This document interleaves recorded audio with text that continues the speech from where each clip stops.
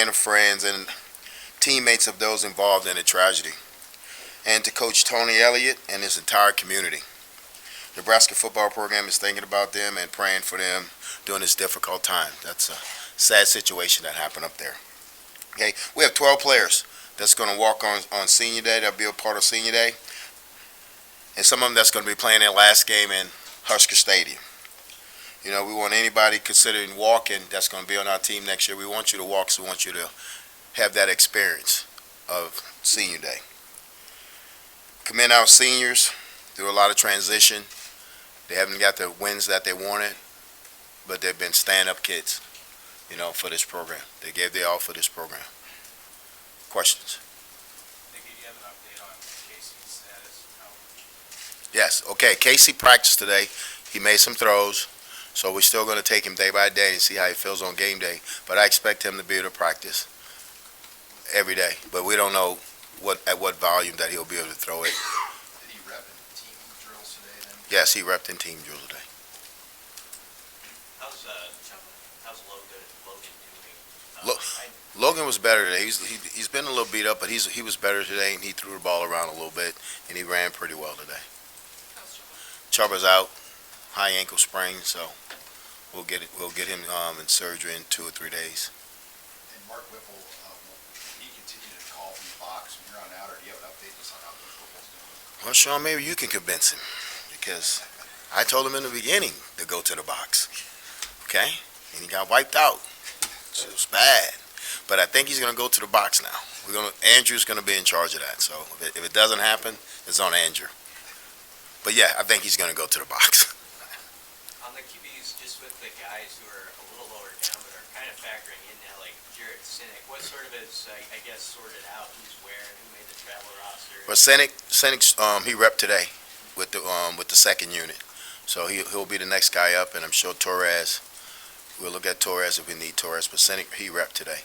What kind of things will you be looking for from Casey to see if he can go or not? How do you arrive at that decision? See how the ball's coming out of his hand. You know, he's going to make good decisions, but I want to see how the ball's coming out of his hand, make sure it's not any nerve damage or any pain with the throwing. And then we'll figure it out from there. Like I told you before, I'm not going to play him if he's in pain. If he can't play at a high level, I won't play him, Seth. I won't play him. What was your takeaway from Logan's effort in Michigan? I thought Logan had a decent effort. I thought he didn't see it well. You know, he had Trey running down the middle field for a touchdown. He didn't see it, and he's looking right at him, and he just didn't see him. But, you know, like I said, that kid needs reps. And he had a lot of reps last week, but I guess it wasn't enough. But Logan, when he comes in, he gives his all. He gives everything that he has. He's a tough kid. Ricky, if Casey can't play and Chubb is already out, who's your backup to Logan? Jared will be. Yeah. Miles Farmer be available? Miles back. Miles is back. He practiced today. Practiced well today. What did you make of Ernest Hausman's performance on Saturday, just the way he continues to develop? Obviously, that was a big statement. I think Barrett has done a really good job with Haas, because he's playing at a high level and he's getting better every week. So I like where he's at right now. I mean, he was a puppy coming in here. He's a high school kid. So he learned how to play this game at a high level, and he's playing at a high level right now. We're really excited about his future. Jared Sinek up. We don't know too much about him. How has he moved up ahead of some guys? What's he done? Well, I think because when you look at it as a coach, he's the most athletic one.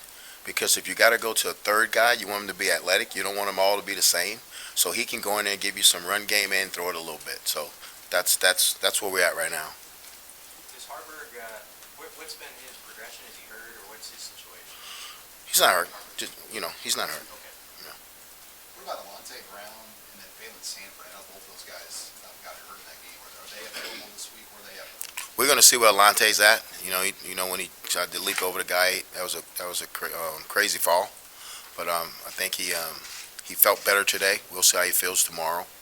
And Phelan practiced today. Are you a fan of guys trying to jump over players? I'm a fan of guys that are trying to get it done any means necessary. And that's what he had to do. And that's what you want on your football team. And you know what he said after that play? I'm trying to win the football game.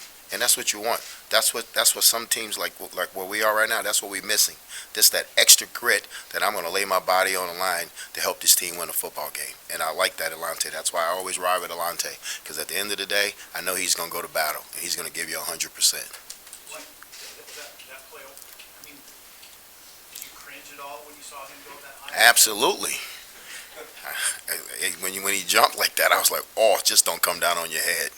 But he hit the back of his neck, so that wasn't any better. But I did cringe a little bit because, like you said, they're my boys, and when they go through pain, I go through pain.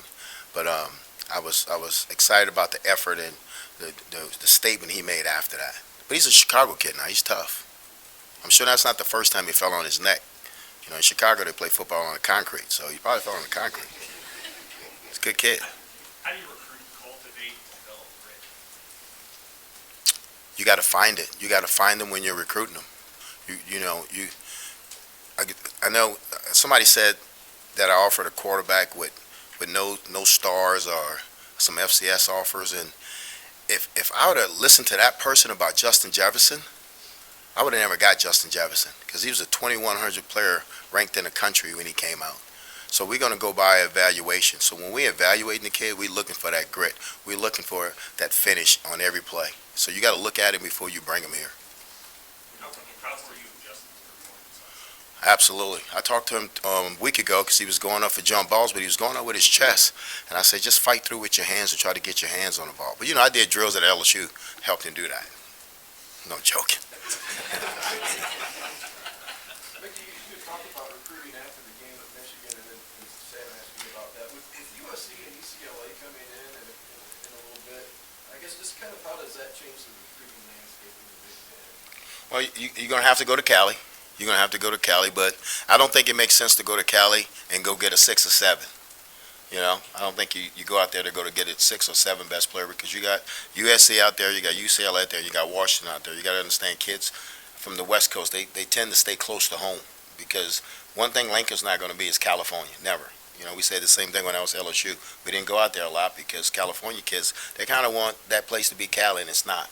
So we're going to continue to go where we've been going, Texas, Louisiana, Georgia, Florida, Mississippi, Alabama, Jersey, and Kansas City, St. Louis, and then here in the home state. So we're going to go out there, but we're not going to go out there and just say, okay, we're satisfied. We're going to go out there. We're going out there to get a draft pick.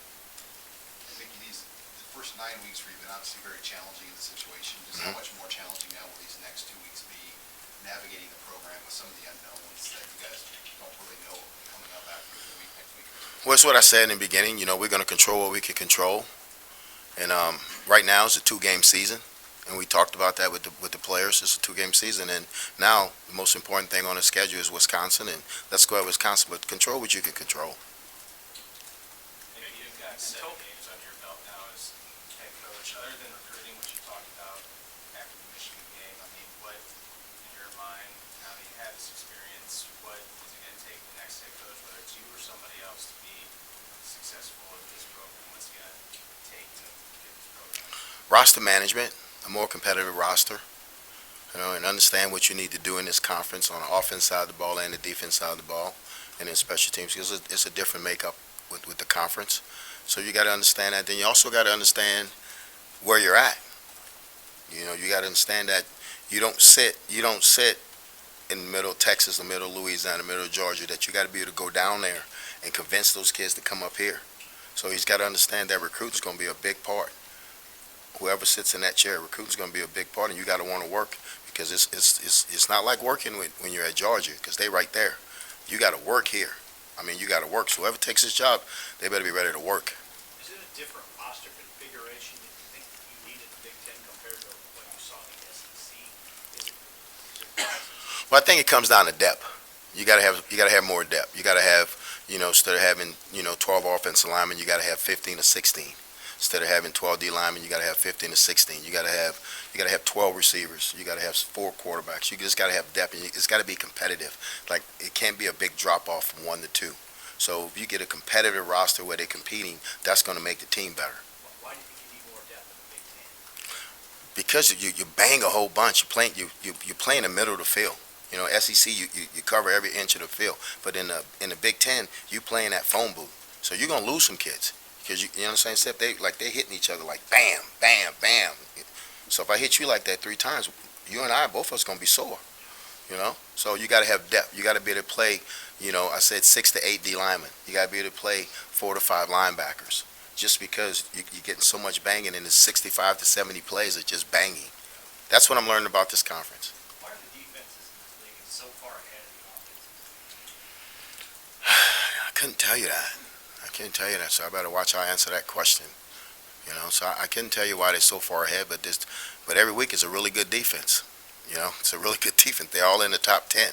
So you got to take your hat off to those programs and to those head coaches, to those coordinators. But it's really good defense in this conference. Is there an area or two in the country that you feel like this program could attack in recruiting that it hasn't really tried to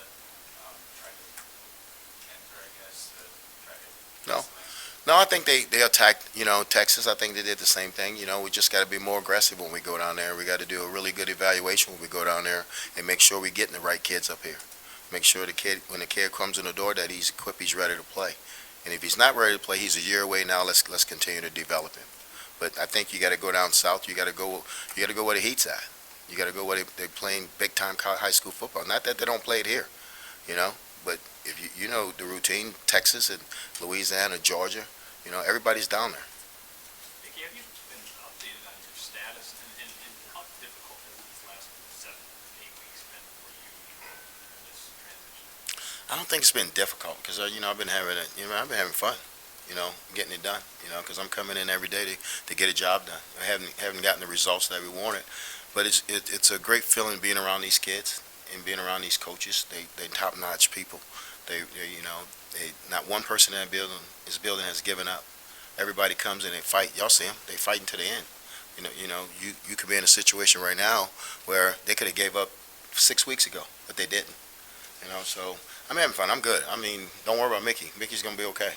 But nobody said, hey, let's talk about this after the season. No. I don't think it works like that. I think if they want to interview you after the season, they'll let you know, or they'll tell you that a head coach coming in. I'm prepared for whatever. What have you seen from Wisconsin? They obviously hired their head coach too. Have you seen a lot of changes? What have you seen from that? Well, no, they, you know, like I said, real good defense, and they like to run the football. It's no secret, and you know they hadn't changed much. You know, they play hard. They don't do a lot, but what they do well, and they don't make mistakes. Is there running back any different stylistically than the previous 3 we faced? Oh yeah, you see how big he is. He's a big old dude. He's about 6'2", 235. You know, he's a really good running back. He's probably one of the best running backs we've seen this year. I mean, we've been seeing the really good backs in the country, and the Big Ten has them. But this kid's special. You know, and somebody told me he was 18 years old. I mean, to be that big and be 18, that's special. But he's a really good back. There was reports last week about people reaching out to Braylon Allen and Wisconsin, other programs. Do you worry about that for Nebraska kids getting, contacted by other schools, coaching kids? No, because if somebody does, the kids will tell you. They'll let you know who reached out to them. And I mean, I'm sure, it's happening. It's no secret. Well, Mickey, you opened with your comments on Virginia. In your path of coaching career, have you encountered a situation where there was a dramatic and traumatic death of player or players on the team that you were at? No. And I mean, that's sad because I know the kid that's in critical condition, Mike Hollins, the kid from Baton Rouge. I know him and his father. We recruited him at LSU. He went to University High. That was right on our campus. But that's a sad situation. It's something that you don't want anybody to have to deal with. You take your heart off to those parents and to the coaches and to the administration. It's a sad day out there. It's a sad day, and you can continue to pray for them and uplift them and be there for them if they need you. Probably not in the job description. No, it's not. No, it's not in the job description, but, they're dealing with it, and it's a sad situation. You mentioned senior day too. How different is the dynamic of that day these days in the portal era when you have COVID years back? How do you sort of take in and appreciate the moment so much uncertainty? Well, you can have 2 senior days. You can walk this year and come back and have another senior day. So you get it, you're gonna have some kids that's gonna walk, and then they're gonna sit down and talk to you at the end of the year and say, Coach, I wanna come back. Then I'm sure they're gonna walk again next year, so that's okay. Like, will Trey Palmer walk? Have you talked to Trey if he's gonna do senior day? No, Trey's not gonna walk. I didn't think so. Do you have those conversations with those guys now about whether they'll walk, or do they just tell you? They just tell us if they wanna walk or not. Andrew did a really good job of doing that. They go to Andrew and tell Andrew, but they'll tell you. Thank you.